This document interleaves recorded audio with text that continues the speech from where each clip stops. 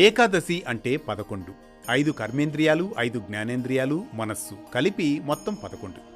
వీటిపై నియంత్రణ కలిగి ఉండి వ్రతదీక్ష కొనసాగించడమే ఏకాదశి అంతరార్థం.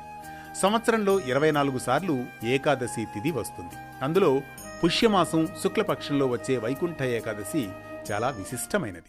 జగజ్జాలపాలం గజకంఠమాలం శరచంద్రబాలం మహాదైత్యకాలం నభోనీలకాయం దురావారమాయం సుపద్మాసహాయం భజేహం భజేహం.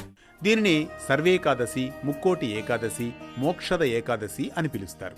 ఈ రోజున మహావిష్ణువు గరుడ వాహనుడై 3 కోట్ల మంది దేవతలతో కలిసి భూలోకానికి దిగివచ్చి భక్తులకు దర్శనమిస్తారు. అందుకే ఈరోజు చాలామంది శ్రీ మహావిష్ణువును ఉత్తర ద్వారం నుంచి దర్శించుకోవాలని ఆరాటపడుతూ ఉంటారు. పురాణం ప్రకారం ఒకప్పుడు రాక్షసుల హింసను భరించలేక దేవతలందరూ కలిసి ఉత్తర ద్వారం నుంచి ప్రవేశించి శ్రీ విష్ణుమూర్తిని దర్శించుకొని తమ గూడును వెళ్లబోసుకున్నారు. అప్పుడు శ్రీహరి అనుగ్రహించి రాక్షసుల బాధ నుంచి విముక్తి కలిగించాడని, అందుకే ఉత్తర ద్వారం దర్శనం చేసుకుంటే మనల్ని వెంటాడుతున్న సమస్యలన్నింటికీ పరిష్కారం లభిస్తుందని భక్తులు విశ్వసిస్తారు.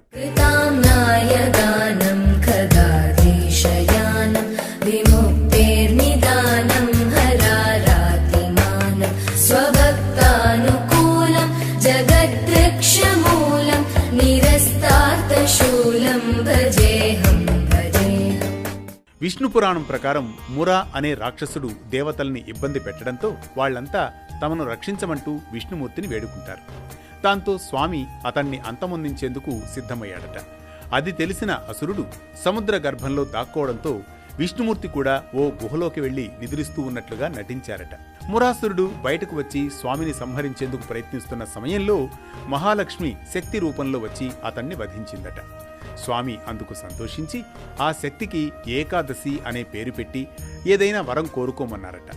మురను సంహరించిన రోజున ఉపవాసం ఉన్నవారి పాపాలను పోగొట్టమంటూ ఆ శక్తి వేడుకోవడంతో స్వామి తథాస్తు అనడంతో పాటు వైకుంఠ ప్రాప్తి కూడా కలుగుతుందని వరమిచ్చారట. అందుకే ఈ రోజున ఉపవాసం ఉండి ధ్యానం చేయడం వల్ల మిగతా 23 ఏకాదశులు ఉపవాసం ఉన్న ఫలితం కలుగుతుందని విష్ణు పురాణం చెబుతోంది.